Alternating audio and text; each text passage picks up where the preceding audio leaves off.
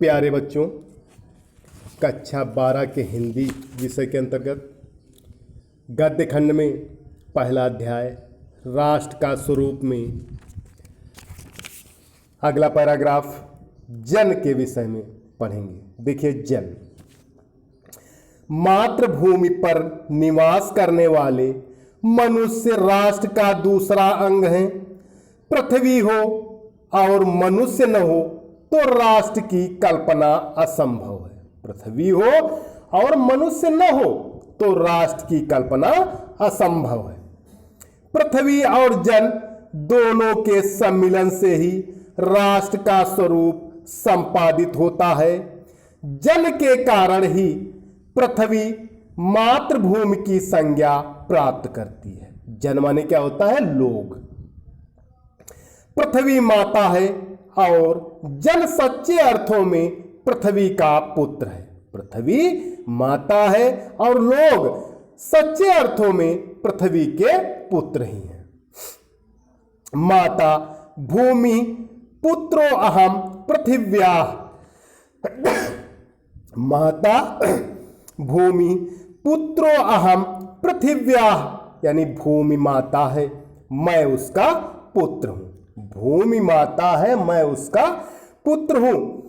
जन के हृदय में इस सूत्र का अनुभव ही राष्ट्रीयता की कुंजी है। इसी भावना से राष्ट्र निर्माण के अंकुर उत्पन्न होते हैं। यह भाव जब सशक्त रूप में जागता है तब राष्ट्र निर्माण के स्वर वायुमंडल में भरने लगते हैं। इस भाव के द्वारा ही मनुष्य पृथ्वी के साथ अपने सच्चे संबंध को प्राप्त करते हैं। जहां यह भाव नहीं है वहां जन और भूमि का संबंध अचेतन और जड़ बना रहता है। जिस समय भी जन का हृदय भूमि के साथ माता और पिता के संबंध को पहचानता है, उसी क्षण आनंद और श्रद्धा से भरा हुआ उसका प्रणाम भाव मातृभूमि के लिए इस प्रकार प्रकट होता है। नमो मात्रे पृथिव्ये, नमो मात्रे पृथिव्ये। माता पृथ्वी को प्रणाम है, माता पृथ्वी को प्रणाम है। यह प्रणाम भाव ही भूमि और जन का दृढ़ बंधन है। इसी दृढ़ भित्ति पर राष्ट्र का भवन तैयार किया जाता है। इसी दृढ़ चट्टान पर राष्ट्र का चिरजीवन आश्रित है।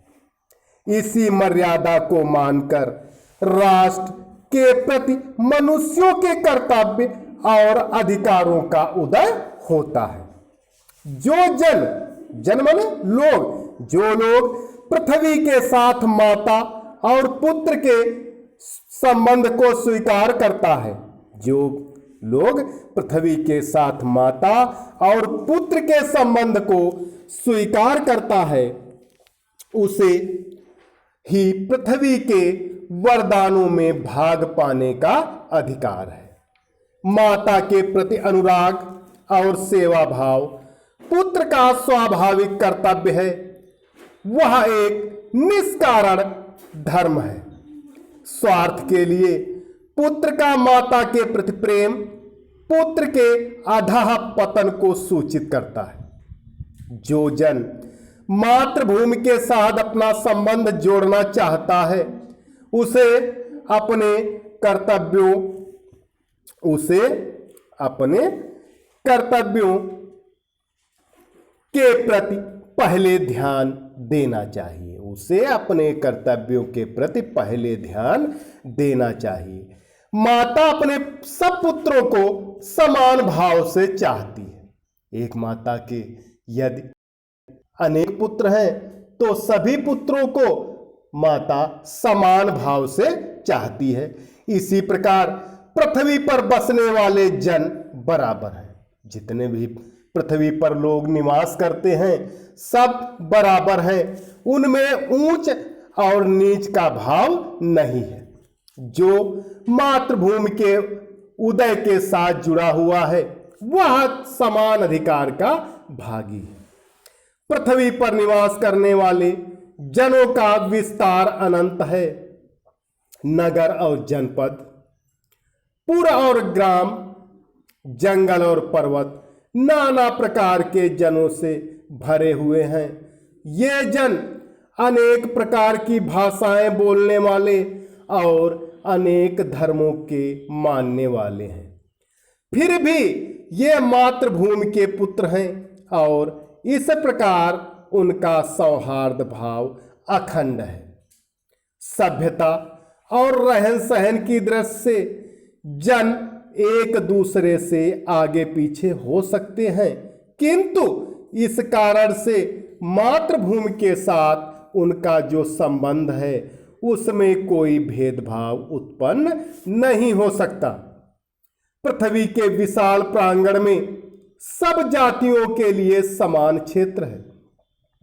समन्वय के मार्ग से भरपूर प्रगति और उन्नति करने का सबको एक जैसा अधिकार है। किसी जन को पीछे छोड़कर राष्ट्र आगे नहीं बढ़ सकता। अतएव राष्ट्र के प्रत्येक अंग की सुध हमें लेनी होगी। राष्ट्र के शरीर के एक भाग में यदि अंधकार और दुर्बलता का निवास है तो समग्र राष्ट्र का स्वास्थ्य उतने अंश में असमर्थ रहेगा। इस प्रकार समग्र राष्ट्र को जागरण और प्रगति की एक जैसी उदार भावना से संचालित होना चाहिए। जन का प्रवाह अनंत होता है। सहस्रों वर्षों से भूमि के साथ राष्ट्रीय जननी तादात्म्य प्राप्त किया है। जब तक सूर्य की रश्मियां मैंने होता है किरणें, नित्य प्रातःकाल भुवन को अमृत से भर देंगी, भुवन यानी संसार को, तब तक राष्ट्रीय जन का जीवन भी अमर है।